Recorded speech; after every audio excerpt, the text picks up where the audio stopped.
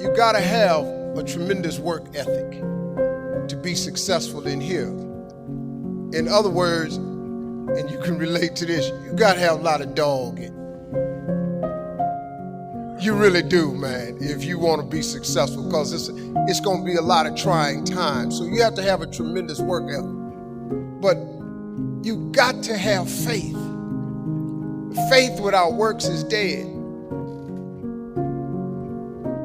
I have to say this first. No matter what you hear me say, no matter how I tell my story, no matter what piece of information I lay out in front of you, please tag that with "cause of God."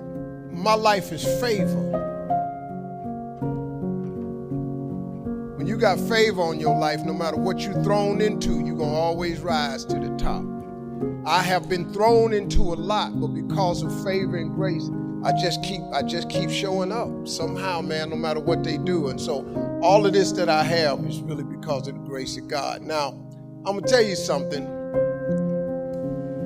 Albert Einstein said once, he said, imagination is everything. It's the preview to life's coming attractions. Everything you have, everything we have in this world, somebody imagined it. It's your imagination is tremendous. Somebody was sitting on the phone one day talking with a cord to the wall and said, man, I wish I could just go outside with this phone. Everybody in here got a cell phone. Somebody imagined that. Somebody got tired of riding in a wagon cross country from slavery to freedom. Somebody said, I wish we had something that made these wheels move by themselves. We drive cars. People got tired of driving from New York to LA. Somebody said, I wish we could fly. We got airplanes. Imagination is everything. It's the preview to life's coming attractions. Your real life, the one God really got for you, is in your imagination. It is not in your current situation or your current paycheck. And if you've been living like that, you have then restricted yourself to a commonality that is really not yours. Because what really God got for you is really in your imagination. Faith is the substance of things hoped for and the evidence of things not seen. So when I told you a minute ago, you got to have a tremendous work ethic, but you got to have a lot of faith. I talk to so many people who get older, like some of us are, and they've lost their faith. Well, faith is really simple. Faith is the substance of things hoped for. All that means is in the beginning, you just hope something pop off.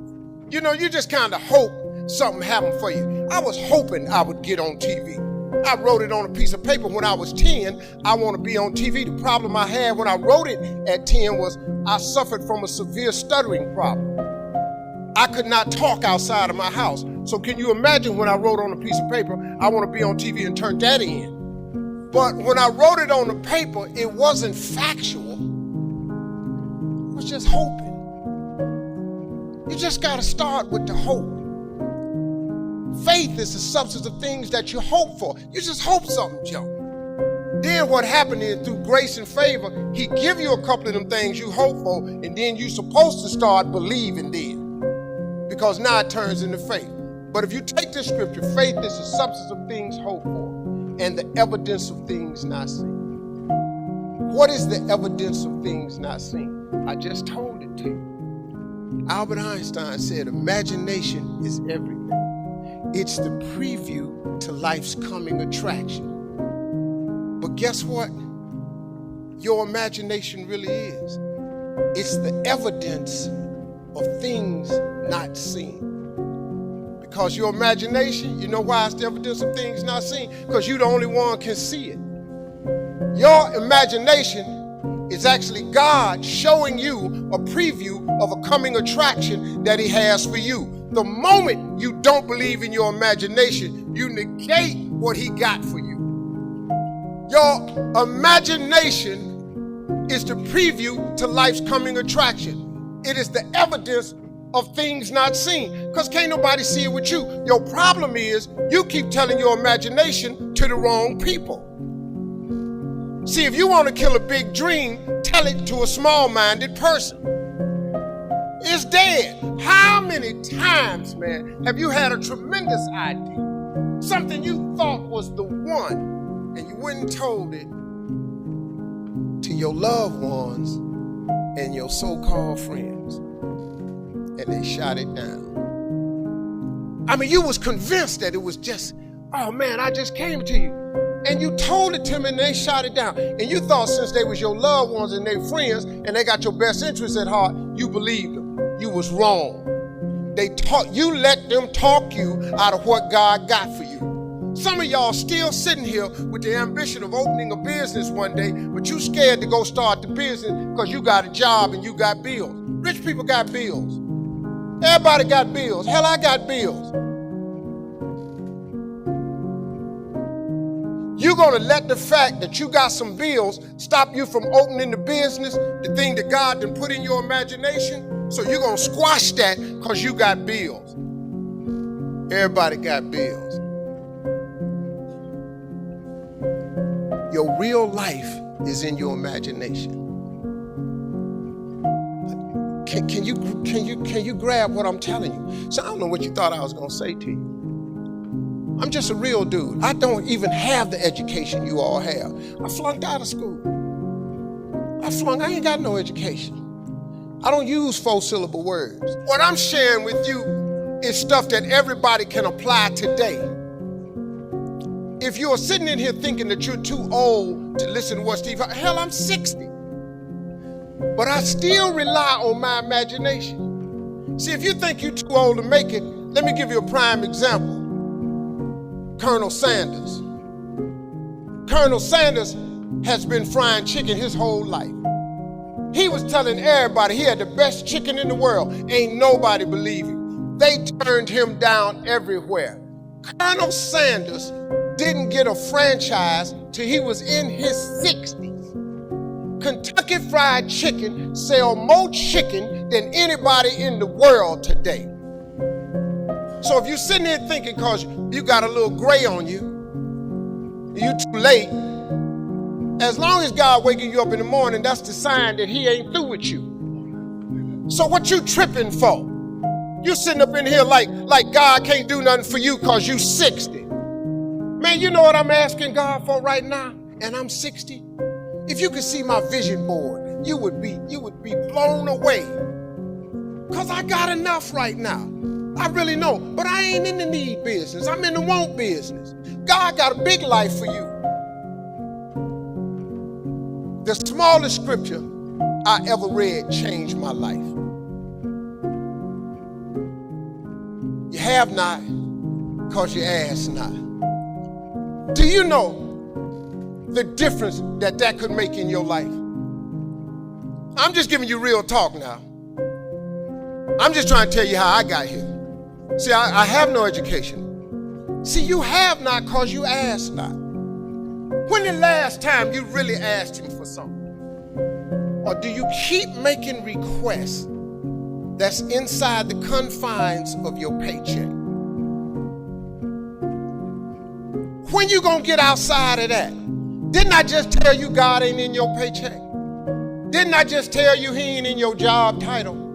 The life God got for you is in your imagination. Why you still imagine this stuff? Why you keep dreaming of a summer home? Why you keep dreaming of retirement, leaving your grandkids money? So I'm at the age now where I think about my grandkids. I got 7 TV shows. Dog, I only need one. One show pay me enough money. I just need one. I do not live my life in the confines of what anybody says to me. I let my imagination go, and now imagination is a preview to life's coming attraction. But what that really means is God showing you a preview of what he has for you. So now, if you have not because you ask not, do you understand if you up your ask, he has to up his give? This period. This is simple stuff that anybody can apply. You ain't even got to have no degree to do this. You don't even have to have no money to do this. You can start this today and change your whole game because you're going to need grace and favor anyway. You up your ask, he up his give. You have not because you ask not. This ain't a magic trick, man. I get tired of rich people talking to people and they make you buy these programs and stuff so they can drag you out for 8 years. You can get the program. I have asked God for some tremendous stuff. Everything he hasn't given to me is on the way. I have no doubt about it. Why would he not? When I was homeless, I lived in a car for 3 years. I made some decisions in my life, man, and threw myself off a cliff. My decision in October the 8th, 1985, I walked into a comedy club for the first time on a dare from a girl. I walked into a comedy club for the first time. Had never heard of a comedy club. But all my life, I wanted to be on TV. Had never heard of a comedy club. October the 8th, I walked into Hilarity's Comedy Club in Cuyahoga Falls, Ohio. That's right outside Akron. I signed up for the following week because I just wanted to see what the comedians did. Man, I saw live stand-up for the first time. They had 10 acts supposed to go up. 9 of them went up. The 10th guy got scared and ran out the door. So I had signed up for the following week. The guy says, listen, we lost our 10th act. We're going to go to the phones. We're going to go to the week from next week. If Steve Harvey's here, come on up now. So I ran up on stage. I don't even know what to do, but I just started talking about boxing and stuff that happened to me. Audience was hollering, laughing. They brought all 10 of us back up on stage. They had a clap off. I won the clap off. I won $50. I cried from Cuyahoga Falls to Cleveland. The girl kept saying, why you crying? It ain't but $50. I said, no, you don't understand. This way more than 50. This what I do. She said, what you mean this what you do? This just your first time. Oh, you don't understand. Something happened to me. I won amateur night. I went to work the next day, October 9th, 1985, and quit my job. Now, I don't recommend that you do it that way, because 2 years later, I was homeless. Because the first year of comedy, I made $3,400. The next year, I made $4,800. And the third year, I made $5,300. I got a wife, a set of twins. I'm sending every dollar I got to them. So I tried to live on $50, $75 a week. Gas was 38 cents a gallon back then. I just stayed in my car. So I lived in my car for 3 years. 3 years, I lived in my car. And what happened was, I just said, man, so I used to fish all the time to eat, because I'm a fisherman, I'm a bass fisherman. So I used to stop at lakes and ponds and just fish. And every month I get run off from somebody's land. Hey, get away from here. Hey, move along, that's not yours. Hey, stop fishing here. I just get run off. And he didn't understand. And one time I had fish on the line. They said, you got fish on that line? I said, yeah, throw them back. I had to throw them back because I used to stop at rest areas with them little cast iron grills. I kept charcoal in my car. I started a fire and I eat fish. There's some days I wouldn't eat. So that they thought I was just fishing, but I was eating. So I said one day, I said, man, you know what? One day, man, I'm gonna give myself some land. I'm buy myself a piece of dirt. So fast forward, God bless me. I get on TV when I'm 38. I'm on Showtime at the Apollo. Lord have mercy. They gave me my money. I saved my money up. I saved $250,000. I said, I'm going to give me some land. I went to Texas and I'm about to buy some land. But before I went to buy the land, I was curious. I just had the thought. I said, man, I wonder how much land is on earth? How many acres is on earth? Because you know it's not going to change. You know, God lets you fly. God lets you dive on the water. God don't let you make dirt. Can't make dirt. So I looked it up. It's roughly over, just a little bit over, 36 billion acres of land. 36 billion acres of land. So I just got a little bit more curious. And I said, well, how many people on earth? I looked it up. And there's about 6 billion people on earth. So I did some Steve Harvey thinking. I said, okay, if it's 36 billion acres of land, and it's about 6 billion people on earth, everybody ought to have 6 acres of land. Not just me, just thinking. So I asked God, could I have 6 acres? That's all I wanted. Because the one thing I wanted? I didn't care if I put a house on it or nothing. I just wanted to be a stand somewhere and couldn't nobody run me off. So I got this money, man. I saved my money. I saved $250,000. I'm going and I'm looking for some land. The first day I get there, I see a piece of land in Texas, so beautiful. I couldn't believe it. It had rolling hills, had a pond on it where I could fish. The dude took me over there. I look at the land, and I'm looking out. I said, man, this is great right here. I said, sir, how much is this right here? He said, well, it's about $600,000. I said, man, I ain't got that kind of money. He said, well, how much do you have? I said, I got $250,000. I said, well, let me think about it, man. He said, let me think about it. And I was standing there, and then I stopped and said, sir, can I ask you a question, man? How many acres of land is that? He said, this is 6 acres.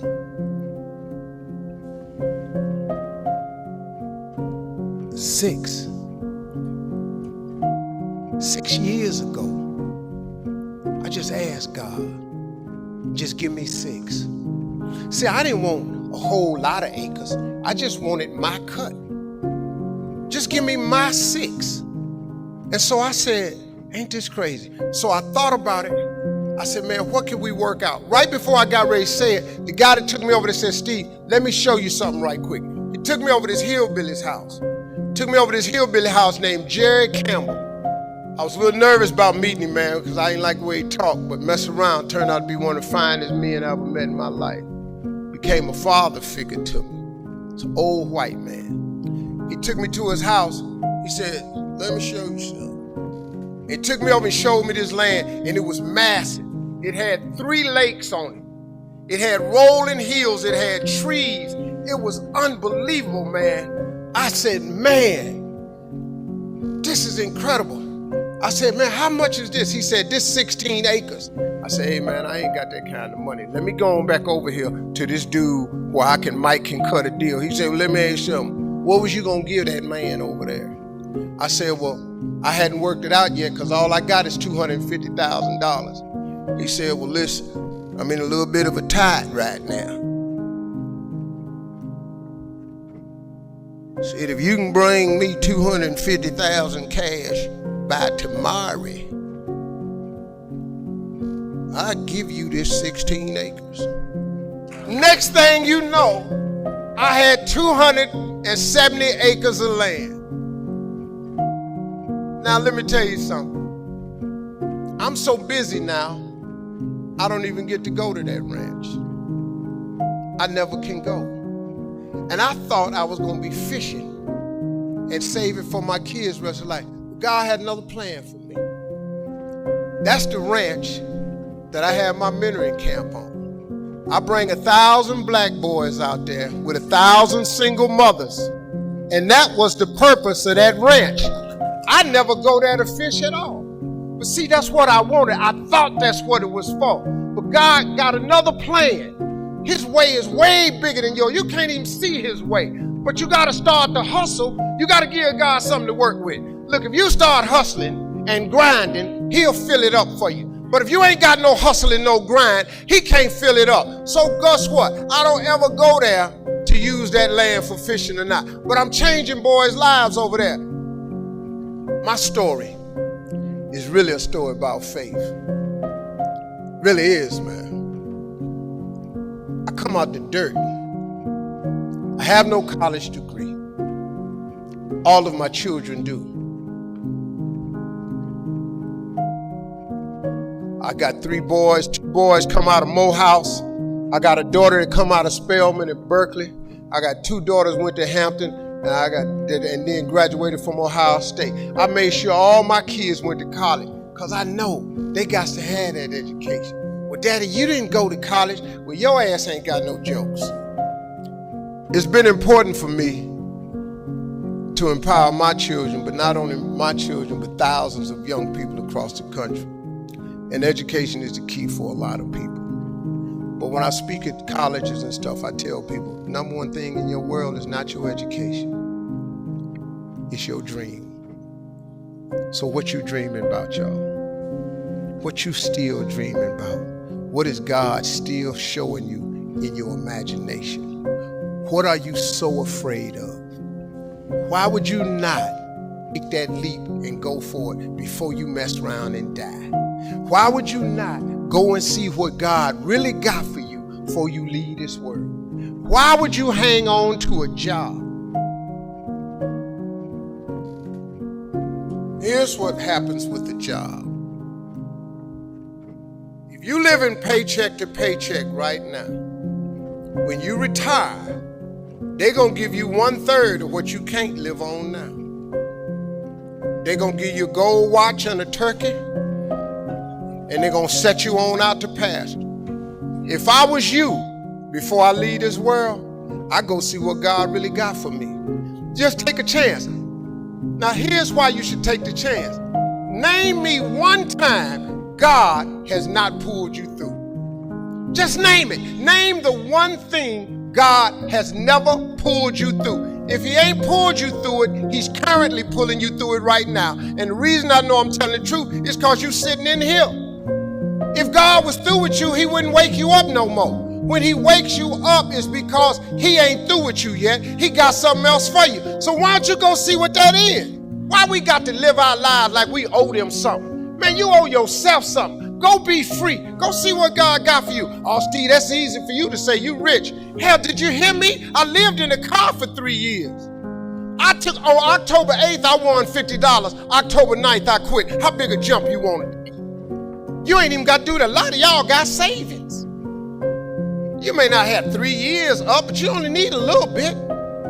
Just jump. Go see what God got for you. Quit sitting here in your life posturing like it's okay. Quit funking the fake. Quit faking the funk. Quit got people thinking you something you ain't, man, when you really know you won't be something else. I'm just telling you just like it is. You ain't got to believe me, but you can look at me. I'm telling you, it's proof in this here now that the God you serve really will give you what you ask for. He will. I'm not your preacher. I'm a hood dude that done messed around with no education. The mess around got to the top of the TV world, balling out of control. And I'm telling you, I was homeless and lived in a car, and I ain't got no education. Now y'all in here got degrees. I see it on your forehead. I see it on you. I feel when I'm around educated people. I know you know how to study and math. I can look at you, and I'm so proud of you. But hey, man, the next level. The man without a dream or vision shall perish. It never mentions if you don't have an education.